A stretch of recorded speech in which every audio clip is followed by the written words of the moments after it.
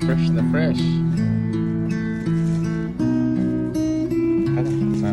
Kulang tayo ng tomatoes. Ito. Cherry tomatoes.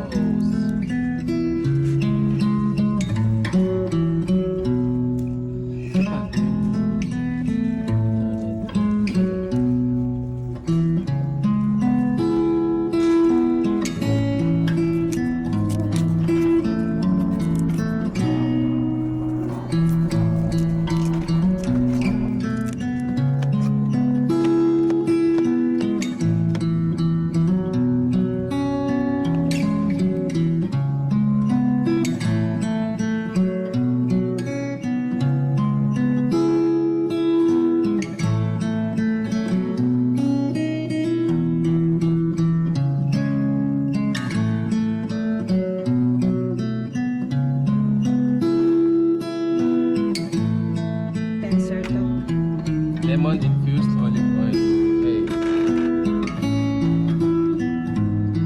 Ito na po ang ating finished product. Kale salad from the rooftop garden. Na meron kale at mga cherry tomatoes harvested from the garden. Thank you po. God bless and good morning everyone.